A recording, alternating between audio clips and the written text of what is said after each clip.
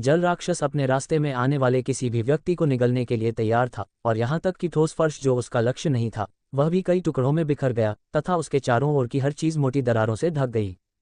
एडिल, Kayla और Adam की आंखें चौड़ी हो गईं। उनके पास ये सोचने का बिल्कुल भी समय नहीं था कि ऐसी स्थिति में खुद का बचाव कैसे करें, क्योंकि चकमा देना बेकार था। हर गुजरते मीटर के साथ पानी का राक्षस बड़ा होता गया, साथ ही उसके चौड़े जबड़े और तीखे लंबे दांत भी बढ़ते गए। राक्षस पहले ही मैदान के बीच में पहुंच चुका था और इससे वह इतना विशाल हो गया था कि भागने के लिए कहीं भी जगह नहीं थी। एडिर ने कायला की ओर देखा, हल्का सा सिर हिलाया और एडम को पूरी तरह से नजरअंदाज करते हुए आगे बढ़ गया, हालांकि वह जरूरत पड़ने पर नुकसान उठाने के लिए तैयार था। खैर, यह उनकी योजना का हिस्सा था, लेकिन एडम, एडिर और कायला की नहीं, बल्कि कायला और एडिर आपस में चर्चा कर रहे थे एडम की उपस्थिति के बिना।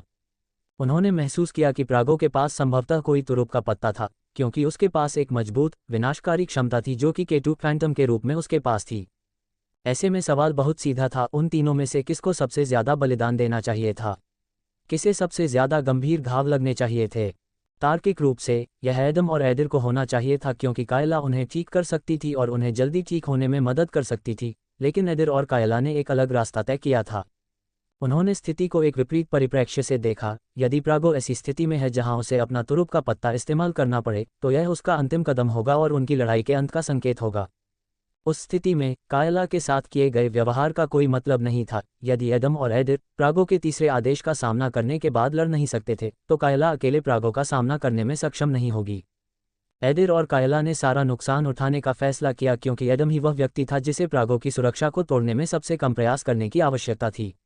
उसकी क्षमताएं एडिर जितनी विनाशकारी नहीं थीं, और वह कायला की तरह टीम की मदद नहीं कर सकता था, लेकिन कवच को भेदना उसकी विशेषता थी, कुछ हद तक। वे क्या कर रहे हैं? एडम ने मन ही मन बुदबुदाया। उसे समझ में नहीं आ रहा था कि उसे इस बारे में कुछ भी क्यों नहीं पता। रुको रुको, एडम ने चिल्लाते हुए उनसे आगे निकलने की कोशिश की। अदिर ने अपने दूसरे आदेश को बुलाने से पहले अपना हाथ हिलाया। बस अपना काम करो। जैसा कि तुम देख सकते हो, उसके जैसे कमजोर व्यक्ति के खिलाफ भी ये बिल्कुल भी आसान नहीं है। एडिर ने मुस्कुराते हुए अपनी सारी ऊर्जा एक जलते हुए गोले में डाल दी। कायला ने बदले में अपने पहले आदेश को बार बार सक्रिय किया, पत्तियों की धाराओं को बुलाना, एडिर के साथ खुद को ठीक करना और पानी के राक्षस को चीरना। हालांकि वह केवल मामूली क्षति ही कर पाए। हा, तुम इसे संभाल नहीं पाओगे, कुछ भी तुम्हारी मदद नहीं करेगा, प्रागो ने पागल नज़र से कहा। उसे यकीन था कि वह पहले ही जीत चुका है। उसके विश्वदृष्टिकोण में K1 फैंटम्स के लिए K2 फैंटम के शक्तिशाली हमले को रोक पाना असंभव था। अरे बेवकूफ़, क्या तुम चाहते हो कि मैं तुम्हें कुछ बताऊं? अदिर चिल्लाया और उसके चेहरे पर एक कपटी मुस्कुराहट उभर आई। प्रागो को एक खोई हुई नज़र मिली। हालांकि तत्व ऊर्जा से भरे हुए हैं और इसलिए सामान्य से अलग हैं और भौतिकी और रसायन विज्ञान के सामान्य नियमों का पालन नहीं करते हैं, लेकिन आधार बना हुआ है। मेरा मतलब है, जब मेरे पास बर्फ है तो मुझे पानी से धमकाना बहुत ही लापरवाही है, एडिर ने उत्साह से कहा, इससे पहले कि वह अपनी पूरी शक्ति को ज्वाला की एक धारा में प्रकट कर दे। प्रागो की आंखें चौड़ी हो गईं। उसे एहसास हुआ कि एडिर सही था। निश्चित रूप से साधारण पानी फैंटम की गर्म आग को बुझाने में सक्षम नहीं होगा, लेकिन यदि फैंटम की शक्तियां बराबर हों और एक आग का उपयोग करे और दूसरा पानी का, तो तत्वों की भेद्यता के कारण पहला फैंटम नुकसान में होगा। Crackle crackle crackle. पानी का राक्षस बर्फ की लपटों की धारा को निगलने की कोशिश कर रहा था, लेकिन ऐसा करना आसान नहीं था। पानी के हिस्से लगातार जम रहे थे, बर्फ में बदल रहे थे और जमीन पर गिरकर छोटे छोटे टुकड़ों में बिखर रहे थे। फॉल हिल जेल में सभी प्रेत इस दृश्य को ध्यान से देख रहे थे, मानो उनकी लड़ाई का परिणाम अभी तय हो रहा हो। हालांकि केवल अदिर को एहसास हुआ कि यह मामला नहीं था। वह ये देखने के लिए पर्याप्त अनुभवी था कि कैसे उसकी बर्फीली लपटें भी पानी के राक्षस के जबड़े में जल्दी से समाप्त हो जाती हैं। खैर, मैंने काफ़ी कुछ कर लिया है, हालांकि अभी भी कुछ ऐसा है जो मैं करने में सक्षम हूँ, अदिर ने मन ही मन एक कड़वी मुस्कान के साथ कहा, इससे पहले कि उसके हाथों से चमकीली नीली लपटें निकलने लगतीं। उसका शरीर और साथ ही कायला का शरीर पहले से ही अपनी सीमा पर था। उन्होंने अपने आदेशों का बहुत बार उपयोग किया था, लेकिन कायला की क्षमता के कारण वे जारी रख सके। हुश! जल राक्षस अपनी आधी शक्ति खोकर अदिर की जलती हुई धारा को चीरता हुआ सीधे उसकी ओर आ रहा था। भले ही मैं तुम्हें नष्ट न कर सकूं, लेकिन मैं इसका पूरा लाभ उठाऊंगा, अदिर ने जोर से कहा और फिर अपनी हथेलियों को जोर से ताली बजाई, जिससे एक बड़ा ज्वाला विस्फोट हुआ। फिर अंतिम सेकंड में एडिर ने कायला को पकड़ लिया और भूकंप के केंद्र से जितना संभव हो सका दूर चला गया। आघात तरंग ने उन्हें अलग अलग फेंक दिया, एडिर की पीठ को फाड़ दिया और उन्हें तेज गति से दीवार से टकराने पर मजबूर कर दिया। एडिर और कायला पूरी तरह थक चुके थे, वे मुश्किल से होश में रह पा रहे थे, लड़ाई में आगे बढ़ना तो दूर की बात थी। अब केवल एडम ही बचा था, लेकिन पानी का राक्षस अभी तक पराजित नहीं हुआ था। पानी का राक्षस अपने मूल आकार का लगभग 1/10वां हिस्सा था, लेकिन ये K1 फैंटम पर भयानक घाव करने के लिए पर्याप्त था। अगर एडम बचना चाहता था तो उसे किसी तरह खुद का बचाव करना था। एडम की आंखें चमक उठीं जब चांदी के धागों ने उसके बाएं हाथ को ढंक दिया और वह तीखे पंजों वाले एक विशाल दस्ताने में तब्दील हो गया। एडम के मुंह से खून बहने लगा, उसका शरीर पहले से ही अपनी चरम सीमा पर था, लेकिन उसके पास जारी रखने के अलावा कोई विकल्प नहीं था। उसके पास कोई और रास्ता नहीं था। क्रैक क्रैक क्रैक, जल राक्षस के दांत एडम की बाईं भुजा में धंस गए, जिससे चांदी के धागे टूट गए तथा एक एक करके टूट गए। हर बार दांत एडम की बाह में गहराई तक धंस जाते थे, जिससे खून निकलता था और उसका मांस फट जाता था, जिससे तीव्र दर्द की लहरें उठती थीं, लेकिन जल्द ही यह यातना समाप्त हो जाती थी। पानी की विशाल बूंदें जमीन पर गिरी, जो जल राक्षस और प्रागो के तीसरे आदेश की आखिरी चीज थी। आह आह आह, एडम भारी सांस ले रहा था जब उसने अपने फटे हुए बाएं हाथ को देखा। फटे हुए घावों से खून की धाराएं बह रही थीं जो उसके पूरे अंग को ढक रही थीं। यह इतना बुरा था कि वह अपने हाथ को मुट्ठी में भी नहीं बांध पा रहा था, मांसपेशियां और नसें बुरी तरह क्षतिग्रस्त हो गई थीं। नल प्रागो एक घुटने पर गिर गया जबकि उसके मुंह से खून बेकाबू होकर बह रहा था। उसने अपनी सारी क्षमताएं कई बार इस्तेमाल कर ली थीं, इसके अलावा उसे लड़ाई के दौरान कई चोटें भी लगी थीं, इसलिए वह अपनी सीमा पर भी था। वास्तव में यह असंभव था कि उनमें एक दूसरे के करीब आने के लिए पर्याप्त ताकत थी, लेकिन उनके मामले में उन्हें एक दूसरे को नुकसान पहुंचाने के लिए इसकी आवश्यकता नहीं थी। कांपना कांपना कांपना, प्रागो के ऊपर उसकी आत्मा प्रकट हुई, धीरे धीरे एडम के पास पहुंच रही थी। उसकी इच्छाशक्ति अस्थिर और कमजोर थी, अपने आकार को बनाए रखने के लिए संघर्ष कर रही थी। लगता है मेरे पास कोई और विकल्प नहीं है न? एडम ने बुदबुदाया, उसे एहसास हुआ कि वह आभा से आहत होने का जोखिम नहीं उठा सकता। उसे इसका सामना करना ही था। एडम ने आगे बढ़कर अपनी आत्मा को बुलाया और महसूस किया कि उसकी आभा सील कांपने लगी है। तुम्हें लगता है कि तुम्हारी कमजोर आत्मा मेरी आत्मा को संभाल सकती है? शायद तुम तीनों मिलकर ऐसा कर सकते हो, लेकिन तुम अकेले इतने मजबूत नहीं हो। प्रागो ने हाथ हिलाते हुए आक्रामक स्वर में कहा। फूल राक्षस ने अपनी डरावनी भुजाएं घुमाकर एडम को छेदने की कोशिश की, लेकिन भूतिया सुई ने उसे रोक दिया। हालांकि भले ही प्रागो की आत्मा अब कमजोर और दुर्बल हो गई थी, एडम केवल एक K1 फैंटम था जिसमें प्रथम चरण की आत्मा थी। उसकी सुई K2 फैंटम की द्वितीय चरण की आत्मा को संभालने के लिए बहुत कमजोर थी। कांपना कांपना कांपना, एडम का हाथ कांप उठा जब उसने सुई पकड़ने की कोशिश की, लेकिन धीरे धीरे फूल राक्षस की जड़ें तीखे पंजों की तरह चांदी के धागों को चीरती चली गईं। अगर यह इसी तरह चलता रहा तो एडम की आत्मा कुछ ही सेकंड में हार जाएगी और उसे गंभीर आंतरिक क्षति होगी, जिसके बाद वह निश्चित रूप से हार जाएगा। चलो, मैं जानता हूं कि मेरी आभा इससे भी अधिक कर सकती है। ये वही घातक स्थिति है जिसके बारे में अदिर बात कर रहा था, है न? एडम ने मन ही मन बड़ी भौहें सिकोड़ते हुए कहा। उसकी आभा सील हिंसक रूप से हिल रही थी जबकि उसके विकास वृक्ष की नोक से चिंगारियां निकलने लगी थीं, लेकिन ये पर्याप्त नहीं लग रहा था। एडम को अपनी आत्मा को विकसित करने के लिए कुछ और चाहिए था। क्या मुझे अपनी आत्मा को फिर से मंगवाना चाहिए? लेकिन मुझे ऐसा बिल्कुल भी नहीं लगता, एडम ने सोचा। फिर उसकी नज़र फूल राक्षस पर गई, जो अपने प्रश्न का उत्तर प्रागो की आत्मा में ढूंढने की कोशिश कर रहा था, जो कुछ सेकंड उसके पास बचे थे। फूल राक्षस भयानक और शक्तिशाली लग रहा था, फिर भी एडम को यह बिल्कुल भी महसूस नहीं हुआ। उसने उसके कामों में केवल जल्दबाजी और डर देखा। क्या मेरी आत्मा वैसी ही रहेगी? नहीं, मैं ऐसा नहीं होने दे सकता। एडम की आंखें चौड़ी हो गईं। अगर आत्मा का दूसरा चरण मेरा प्रतिनिधित्व करता है तो यह वास्तविक होना चाहिए। प्रागो एक भयानक काया है और उसकी आत्मा खतरनाक और दुर्जय लगती है, लेकिन ये सब सिर्फ एक दिखावा है। प्रागो की आत्मा के बजाय एडम ने अपनी आत्मा पर ध्यान केंद्रित करने का फैसला किया। उसके दिमाग में एक धुंधली छवि उभरी, जैसे कहीं से कोई दृश्य आया हो। ये धीरे धीरे अधिक सटीक होती गई जब तक कि यह चमकने लगी, अपने अंतिम रूप तक पहुंच गई। फिर विकास वृक्ष की नोकों से निकलने वाली चिंगारियां दर्जनों गुना बढ़ गईं, प्लाज्मा में बदल गईं और आभासील में अवशोषित हो गईं। बीच में मंडराता हुआ सुई का निशान सैकड़ों धागों में विभाजित हो गया और किसी और चीज में परिवर्तित हो गया। एडम की आत्मा का दूसरा चरण। कांपना कांपना कांपना, उसी क्षण वही प्रक्रियाएं वास्तविक दुनिया में घटित होने लगीं। एडम की भूतिया सुई आभा के थक्कों में बिखर गई। ऐसा लगा कि प्रागो की आत्मा आखिरकार एडम की सुरक्षा को भेदने में सक्षम हो गई, लेकिन ये केवल एक पल तक ही चला, जिसके दौरान कुछ भी करना असंभव था। एडम की आभा बहुत सघन और मजबूत हो गई, जिसने फूल राक्षस के पंजे को पीछे धकेल दिया। फिर आभा एक बिंदु में संघनित हो गई तथा भूतिया सफेद धागों से बने एक लंबे प्राणी में परिवर्तित हो गई। उस प्राणी के पैर नहीं थे, केवल एक पारदर्शी घूंघट या चांदी के धागों से बने लंबे फटे हुए कोट का सिरा जैसा कुछ दिख रहा था जो हवा में लहरा रहा था। धड़ चपटा और घना था, जिस पर धागों की कई परतें थीं। उसके बाद भुजाएं थीं, जिनमें से एक में एक लंबी सुई थी और दूसरी में बहुत बड़ी लंबी उंगलियां और तीखे पंजे थे, जैसे किसी राक्षस के होते हैं। इस प्राणी का सिर तो था, लेकिन चेहरा नहीं था।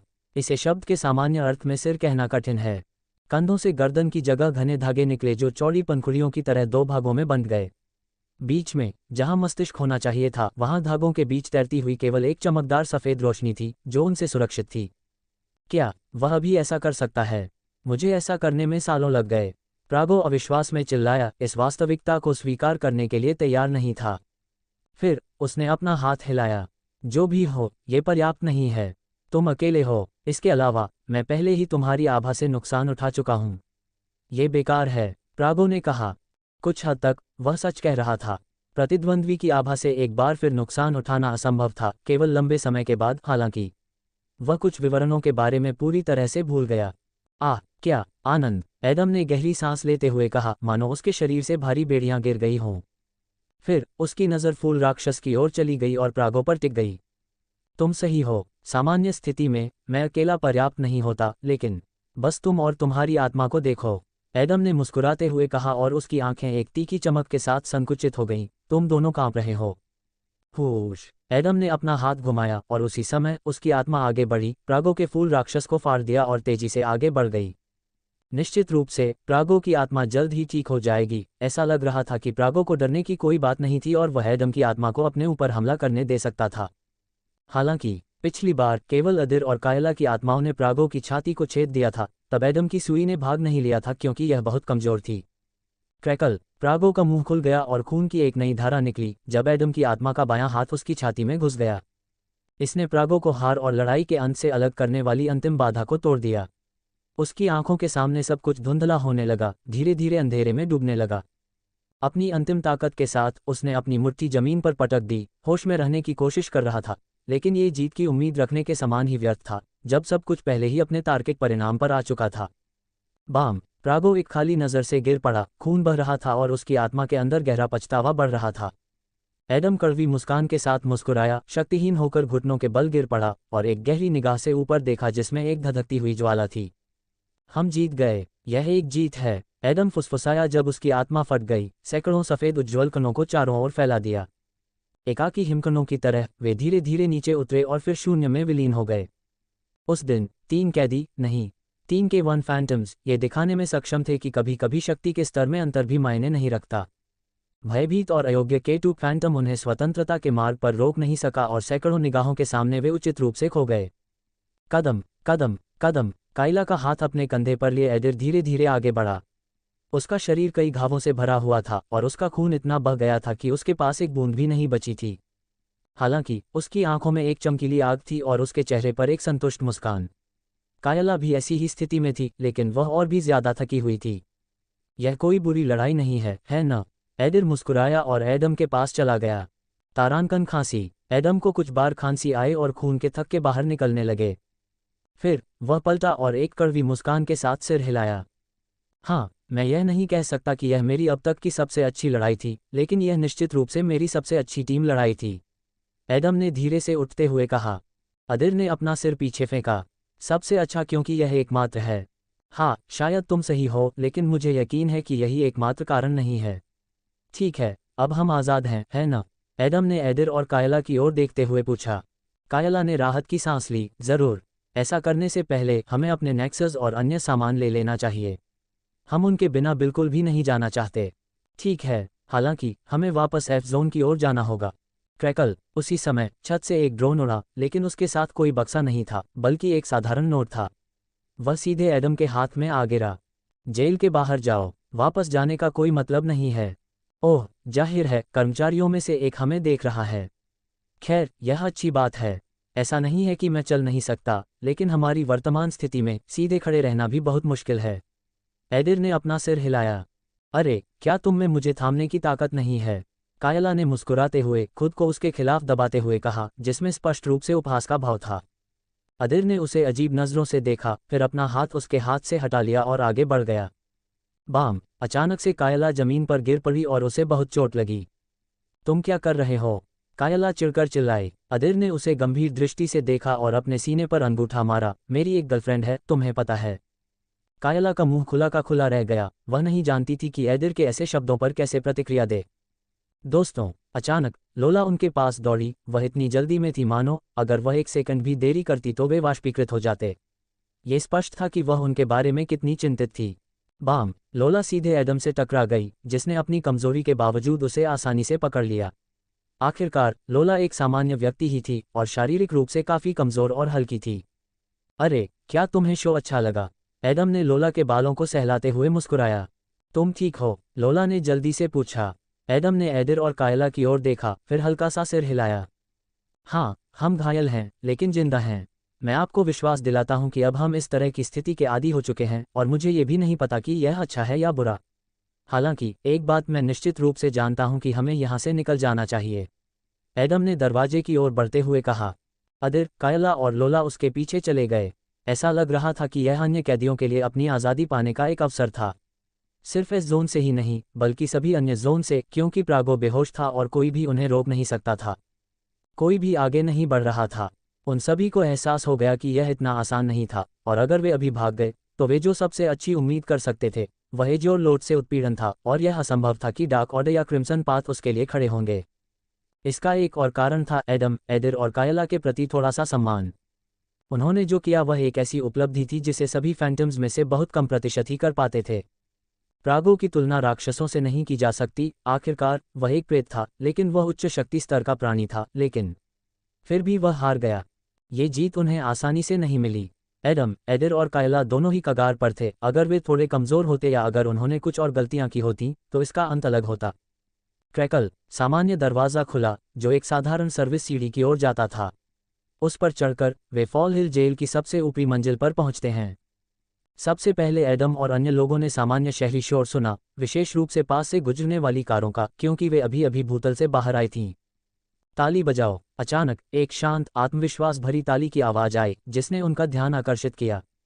अजीब बात यह है कि यह ओलाव ही था, वह व्यक्ति जिसने एडम को जेल में ले जाकर उसके नेक्सस, एनईपी और सामान को अपने कब्जे में ले लिया था। अन्य कैदी भी ठीक इसी प्रक्रिया से गुजर रहे थे। बधाई हो, तुम वह कर पाए जो हजारों दूसरे कैदी नहीं कर पाते। मैं यह ईमानदारी से कह रहा हूं, क्योंकि मैं तुम्हारी लड़ाई और टीमवर्क से अभिभूत हूं। तुमने सब कुछ बढ़िया किया, ओलाव ने गंभीरता से कहा और उनकी ओर ध्यान से देखा। अदिर ने अपना हाथ हिलाया। चलो, ये चापलूसी बहुत हो गई। ऐसी बहुत सी चीजें हैं जो हम बेहतर कर सकते थे, लेकिन ये देखते हुए कि हमारी टीम एक दिन पुरानी है, हमने वास्तव में अच्छा प्रदर्शन किया। कायला ने सिर हिलाया। सहमत हूं। चलिए मुद्दे पर आते हैं। हमारा सामान और खासकर नेक्सस कहाँ है? कायला ने भौहें सिकोड़ लीं। ओलाव ने समझदारी से आह भरी, अपनी उंगली से अपना चश्मा ठीक किया और एक तरफ इशारा किया। ये लो, मैंने पहले ही सब कुछ सेट कर लिया है। उन्होंने दूसरी ओर देखा और उनके चेहरों पर खुशी की मुस्कान आ गई। मेज पर अलग अलग आकार के 3 काले बक्से थे, जिनमें 2-2 जोड़ी कपड़े, एनईपी और कुछ दस्तावेज थे। ये कपड़े क्या हैं? कायला ने कपड़े देखते हुए पूछा। ओलाव ने उनसे हाथ मिलाया। ये सरल है। एक सेट वे कपड़े हैं जिन्हें पहनकर आप यहाँ आए थे, दूसरा जो आप अभी पहन रहे हैं उसका नया और साफ संस्करण है। एडम ने धीरे से अपना सिर नीचे किया और अपने धड़ पर नजर डाली। उसके कपड़े फटे हुए थे, उसे अपडेट की जरूरत थी। खैर, मैं स्टाइल और आराम दोनों ही पहलुओं से संतुष्ट हूँ, इसलिए एक नया सेट खरीदना उचित होगा। एडम ने हल्के से सिर हिलाते हुए मन ही मन कहा। क्रैकल! अदिर ने अपना केस खोला और अपना नेक्सस निकाला। ओह हाँ, बेबी, मुझे तुम्हारी बहुत याद आई, अदिर ने जोर से कहा, एक सीधी धार और काफी लंबे हैंडल वाली कुल्हाड़ी को घुमाते हुए। उनका नेक्सस कुल्हाड़ी और भाले के बीच का कुछ था, जो सक्रिय और आक्रामक लड़ाई शैली के लिए उपयुक्त था तथा विभिन्न स्थितियों के साथ समायोजन करने की क्षमता रखता था। बुरा नहीं, बिल्कुल भी बुरा नहीं, एडम ने सहमति से सिर हिलाते हुए कहा। अब मेरी बारी है। कायला अपना केस खोलते हुए सामने आई। अंदर कांटेदार लताओं से ढका एक लंबा डंडा था, उस पर लगभग कोई सुरक्षित जगह नहीं थी, लेकिन कायला जानती थी कि खुद को नुकसान से बचाने के लिए अपने हथियार का उपयोग कैसे करना है। तुम्हारे बारे में क्या? एडिर ने एडम की ओर इशारा करते हुए पूछा। एडम ने आह भरी, केस खोला और अपने दस्ताने पहन लिए। एडिर और कायला ने उसकी तरफ देखा। उन्हें उम्मीद थी कि एडम के पास कोई अनोखा हथियार होगा उसकी क्षमताओं को देखते हुए, लेकिन यह उससे कहीं ज्यादा आसान निकला। दस्ताने, है ना? बुरे नहीं, बिल्कुल भी बुरे नहीं, एडिर ने कहा, अपने एनईपी को पहनते और समायोजित करते हुए। एडम और कायला भी यही कर रहे थे। फिर वे दस्तावेजों तक पहुंचे। यह क्या है? एडम ने भ्रम में भौहें उठाईं और ओलाव की ओर मुड़ा। ओलाव धूर्तता से मुस्कुराया। ये सबसे दिलचस्प हिस्सा है। यह आपकी सज़ा है, जिसमें आपकी सज़ा भी शामिल है। ओलाव ने आगे कहा, जैसा कि आप जानते हैं, एस जोन में पहुंचने पर आपकी सज़ा घटकर 1 सप्ताह रह जाती है। एडम, एडिर और कायला ने सिर हिलाया। प्रागो को हराकर आप अभी अपनी स्वतंत्रता प्राप्त करते हैं, लेकिन केवल इतना ही नहीं, आपकी सज़ा रद्द कर दी जाती है। एडम की आंखें चौड़ी हो गईं। दूसरे शब्दों में, जुर्माना, किसी प्रकार का प्रतिबंध, या शायद अनुशासनात्मक श्रम, जो कुछ भी आपकी सज़ा में शामिल था, वह अब अमान्य है। यहाँ तक कि यह तथ्य भी कि आप इस जेल में थे, सभी रजिस्टरों और अभिलेखों से हटा दिया जाएगा। चाहे वह प्रेत हो या कोई साधारण मनुष्य, जो भी दोषी ठहराया जाता है और सजा के तौर पर जेल भेजा जाता है, उसे सिर्फ जेल की सजा से अधिक की सजा मिलती है। अधिकतर मामलों में कैदी को कुछ जुर्माना भी देना पड़ता है। ये लगभग हमेशा फैंटम्स के लिए आवश्यक होता है क्योंकि उनके पास पैसा होता है, लेकिन उन्हें जेल श्रम में भेजने का कोई मतलब नहीं है। यह एक मूल्यवान संसाधन की बर्बादी है। यहाँ तक कि अगर कोई फैंटम एस जोन में पहुंच भी जाता है, जिसका मतलब है कि उसकी सज़ा सिर्फ 1 हफ्ते में खत्म हो जाएगी, तो भी इससे उसकी सज़ा की दूसरी शर्तों पर कोई असर नहीं पड़ता। अगर एडम को 200,000 क्रेडिट देने होते तो उसे हर हाल में ये करना ही पड़ता। हालांकि अगर कैदियों ने वार्डन को हरा दिया और इस तरह जेल से बाहर निकल गए, तो सब कुछ बदल गया। रुको, क्या मैं सही समझ रही हूँ कि अगर कल कोई नया कर्मचारी यहाँ काम करने आएगा, तो वह जेल रजिस्ट्री में हमारे बारे में जानकारी भी नहीं पा सकेगा? कायला ने बड़ी बड़ी आंखें फैलाकर कहा। ओलाव ने आत्मविश्वास भरी मुस्कान के साथ सिर हिलाया। केवल जेल रजिस्ट्री में ही नहीं, बल्कि हर जगह, और यह न केवल आपकी वर्तमान सज़ा पर लागू होता है, बल्कि पिछली सभी सज़ाओं पर भी लागू होता है। अब आप पूरी तरह से पाक साफ हैं और आपके जैसे कैदी कभी अस्तित्व में नहीं थे। बाकी दुनिया के लिए, जब से आप यहाँ हैं, आप बस छुट्टी पर हैं। एडम, एडिर और कायला ने एक दूसरे की तरफ देखा। उन्हें इस तरह की किसी घटना की उम्मीद नहीं थी। उनके लिए सबसे महत्वपूर्ण बात स्वतंत्रता थी, लेकिन उससे भी बढ़कर उन्हें एक साफ सुथरा रिकॉर्ड मिला, साथ ही सभी जुर्माने भी माफ़ कर दिए गए। एडम के लिए यह विशेष रूप से महत्वपूर्ण था क्योंकि उसे पैसे की ज़रूरत थी और 200,000 क्रेडिट उसके पास मौजूद कुल राशि के आधे से भी अधिक थे। यह कोई गंभीर बात नहीं थी, वह अधिक कमा सकता था, लेकिन इससे उसकी वित्तीय स्थिति काफ़ी बेहतर हो गई। वार्डन जीतने के लिए स्वतंत्रता और बोनस का आनंद लें। इस दिन को कभी न भूलें, क्योंकि यह कुछ ऐसा है जो केवल पर्याप्त रूप से मजबूत व्यक्ति ही कमा सकता है। डेडलैंड्स और सिटाडेल अपने मूल में बहुत अलग नहीं हैं, क्योंकि वे सभी एक ही दुनिया में एक ही जीवन का हिस्सा हैं। ओलाव ने शांति से कहा। पफट, बहुत हो गई यह फिलॉसफी, ये तो सभी को पहले से ही स्पष्ट है कि अगर आप मजबूत हैं, तो आप दूसरों से ज़्यादा पा सकते हैं। कायला ने नाक भान सिकुड़ी। ओलाव ने बस अपने कंधे उचका दिए। अरे, क्यों ना हम 5 दिन बाद एक पार्टी करें? एडिर ने एडम और कायला की ओर मुड़ते हुए सुझाव दिया। एडम ने असमंजस में अपना सिर झुकाया। पार्टी? हाँ, मैं बस आराम करना चाहता हूँ। अपने दोस्तों को बुलाओ, मैं क्रेटा के साथ वहाँ रहूँगा। मुझे यकीन है कि तुम्हारे साथ वे लोग भी होंगे जो तुम्हारे बारे में चिंतित थे। अपने दोस्तों को भी साथ लाओ, मज़ा आएगा। एडम ने कंधे उचकाकर कहा, मुझे कोई आपत्ति नहीं है। फिर एडिर ने कायला की ओर रुख किया। उसे उम्मीद थी कि वह भी यही जवाब देगी, लेकिन किसी कारण से उसने शर्म से दूसरी ओर देखा। हालांकि उन्हें जल्दी ही समझ आ गया कि मामला क्या था। जैसे ही एडिर ने दोस्तों के बारे में बात की, कायला की आंखें उदासी से भर गईं। वह स्पष्ट रूप से काफ़ी अकेली थी और शायद उसके पास केवल उसका ऑपरेटर था। नल, एडिर ने शांत भाव से कायला की कलाई पकड़ी और उसकी एनईपी खोल दी। तुम क्या कर रहे हो? कायला ने चिल्लाते हुए अपना हाथ खींचने की कोशिश की, लेकिन एडिर की पकड़ उसकी अपेक्षा से अधिक मजबूत थी। मैं खुद को आपकी संपर्क सूची में जोड़ रहा हूँ। एडम और मैं संपर्क करेंगे और सब कुछ व्यवस्थित करेंगे। आपको बस सही समय पर सही जगह पर पहुँचने की ज़रूरत है। एडिर ने अपना एनईपी बंद करने से पहले शांत चेहरे के साथ कहा। उसने हाथ हिलाकर थोड़ी चिढ़ के साथ कहा, और कोई बढ़िया ड्रेस पहनो, इधर उधर बेढंगे लोगों की तरह घूमना बंद करो। तुम एक जवान खूबसूरत लड़की हो, कोई पागलखाने की मरीज नहीं। कायला स्पष्ट रूप से क्रोधित थी, यह उसके खतरनाक रूप से स्पष्ट था, लेकिन उसने कुछ नहीं कहा। जल्द ही उसके चेहरे पर गहरी खुशी से भरी हल्की मुस्कान दिखाई दी। एडम सिर्फ कड़वाहट से मुस्कुराया। उसने खुद को ध्यान में रखते हुए कहा कि एडिर की हरकतें कठोर और अचानक थीं, लेकिन हमेशा एक नेक छिपे हुए अर्थ के साथ। भले ही कायला उनके साथ जाना चाहती थी, लेकिन उसे यह स्वीकार करने में शर्म आ रही थी कि उसका कोई दोस्त नहीं है। एडिर ने स्थिति को इस तरह से बदलकर आसानी से उस समस्या को हल कर दिया था कि वह उसे आने के लिए मजबूर कर रहा था, और वह अकेली ही काफ़ी होगी। एडम ने दरवाजे की कुंडी पकड़ ली और जेल से बाहर निकलने लगा। रुको, लोला ने अनिश्चितता से कहा।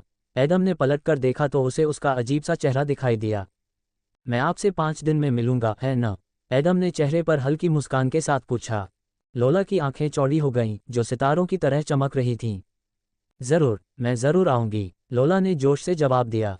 थोड़ी देर की बातचीत के बाद एडम, एडिर और कायला अलग अलग दिशाओं में चले गए। एडिर ने तुरंत अपनी कार बुलाई, जबकि कायला कहीं आराम करना चाहती थी और निकटतम कैफे की ओर चल पड़ी। उसे अपने ऑपरेटर से भी संपर्क करना था। नल, एडम ने अपना एनईपी खोला और सिल्वाना को बुलाने वाला था, लेकिन आखिरी क्षण में उसने अपना विचार बदल दिया और अपना हाथ हटा लिया। ठीक है, कोई सरप्राइज मिलना बेहतर होगा, है न? इसके अलावा मुझे थोड़ा आराम करने की ज़रूरत है।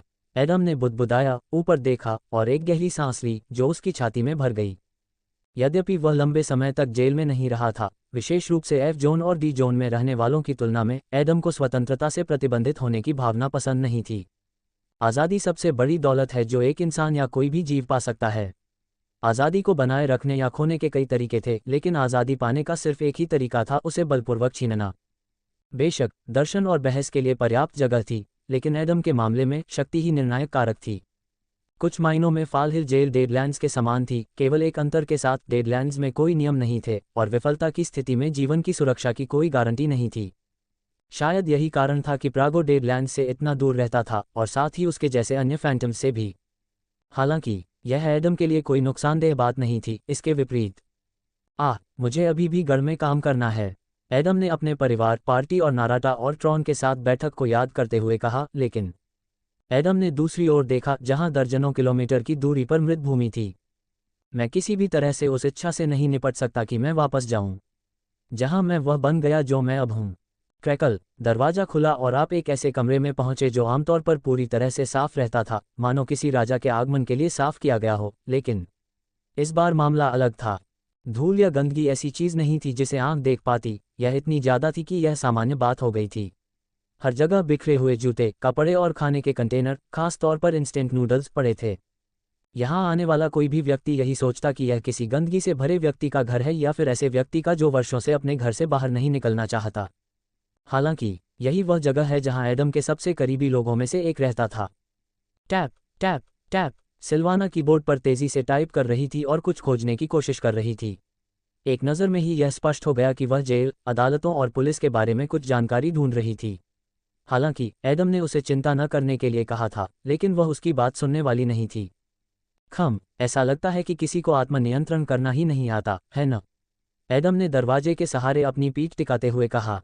सिल्वाना रुक गई, उसे यकीन नहीं हुआ कि उसने एडम की आवाज़ सुनी थी। असल में किसी भी अन्य स्थिति में वह उसे अंदर आते ही नोटिस कर लेती, नहीं, उससे भी पहले वह उसे कैमरों पर देख लेती।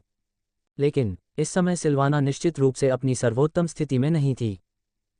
उसने धीरे से अपना सिर घुमाया, एडम की नज़रों से नज़रें मिलाईं और अविश्वास से उसकी आंखें चौड़ी हो गईं।